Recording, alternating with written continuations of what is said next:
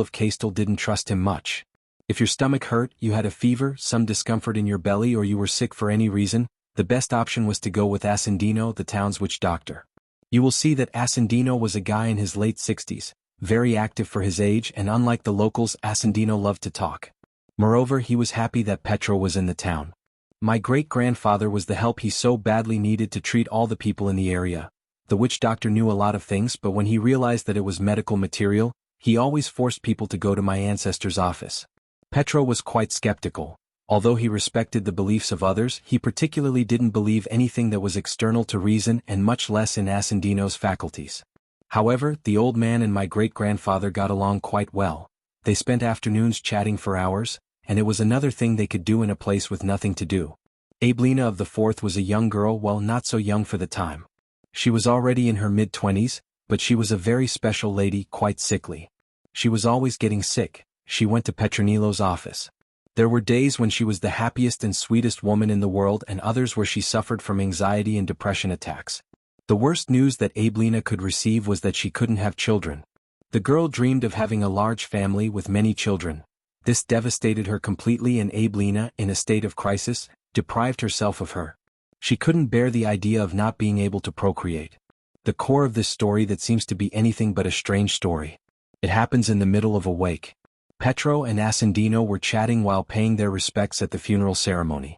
My great-grandfather took responsibility for the girl's death until the old witch doctor interrupted him abruptly.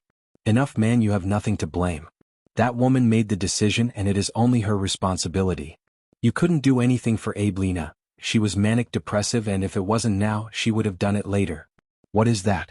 "She suffered from a 12-stage illness. The first was constant depression, lack of energy, low self-esteem, loneliness, hopelessness, and so on, and the other phase of mania, where she becomes unbalanced with great ideas and exaggerated optimism, all this due to external events that upset her. Abelina couldn't bear the idea of being a mother, and this led her to take her own life." "Where did he get this from?" "It doesn't matter where, that's just what I know. I'll tell you something else. Many years will pass, but when they call it that, you will realize that he was right. And that will be the signal for you to know that you have little time left. However, don't worry, because you are going to have a long life." It was in the mid-1910s that psychiatry, although it was cemented as a field of medicine, was not as recognized and much less advanced as it is today. In 1958, the term manic depressive illness was created, which is now commonly known as bipolar disorder. The most accepted thesis is that there is an organic failure in the regulation of dopamine and serotonin. Because of this, the drastic mood changes of a person originate. Until the end of his life, Pedro could never explain how an illiterate person who could not write or read could have explained about a disease that had not yet been catalogued, or at least not at that time. My great-grandfather died at the age of 84 in 1960. Just as Ascendino had said, shortly after, the signal appears and you are going to have a long and prosperous life. The cross of San Esteban is a mistake. To consider that nature is weak, its force is unstoppable when the underground rocks move quickly. Below the land line, it produces a sudden tremor on the surface. In this way they destroy everything in a few seconds. This is what happened on January 12, 2010 in a ferocious earthquake of 7.0 on the moment magnitude scale, with an epicenter 15 km from Port-au-Prince. It ended up devastating that small and poor Caribbean country. The natural phenomenon and the consequences, aftershocks in the following days, claimed the lives of 140,000 people. Nations and different humanitarian organizations immediately articulated and coordinated actions to help. Spain deployed part of its army in Haiti, and among the ranks of soldiers who were sailing to the Caribbean was, of course, my friend Miguel Gonzalez. The doctor did not know that that country would change his perspective on life. Haiti, according to scholars of esotericism, is a cursed country. Cursed because almost the entire population is involved directly or indirectly with witchcraft, and this does not discriminate if you are upper, middle, or lower class, friend. When I say that everyone is everyone, even the president and high-ranking officials practice occultism. Voodoo is practically the official religion of the country. So that you understand a little more, Haitian voodoo is a hybrid religion, a mixture of Africanist beliefs that came from the slaves of Africa in the colonial era with the postulates of Freemasonry, something very Creole the matter. When we arrived in Haiti, nobody could believe what was happening before our eyes. It looked like a battlefield, as if they had dropped a bomb and everything was in ruins, deceased people. Everywhere, thousands of missing persons. Not a single building was left standing. The contamination of the bodies contaminated the little drinking water, starting a cholera outbreak. Everything was destruction and desolation, radical groups wanting to monopolize the little food and water that remained, the sanitary service collapsing. The police could not cope with the uncontrolled crime and, friends, something that I can't get out of my head and that for many nights gave me nightmares was seeing a group of people tear apart a human body. On January 15th we arrived in Haiti. Not even a week had passed when a 6.1 aftershock occurred, all this causing great damage and losses. Due to a lack of doctors, it was decided that the health professionals of the different contingents would join forces momentarily to manage the situation. Wooden boxes were set up to try to provide an acceptable medical service. With my people, we were sent to some cabins a little further away from the others. On the morning of January 22nd, a woman in her 50s named Farah arrived. She was accompanied by a girl named Anika who said she was her daughter. The woman was dying. The aftershock of the 20th destroyed what little was left of her house, and in the middle of the tremor, a beam had come loose from the ceiling and hit her heavily on the head. The accident caused a blood clot in the brain. The head swelled, and even though they tried to do their best, the woman died within a few hours. The number of deaths made a large-scale cremation of bodies necessary. This was an option, and the other is that the relatives took care of the burial. Anika and Far were the few people who practiced Catholicism. Years ago they approached a Catholic mission out of hunger and need, and in the end they converted to Catholicism. The girl was given the languages. She quickly learned Spanish from a Mexican nun.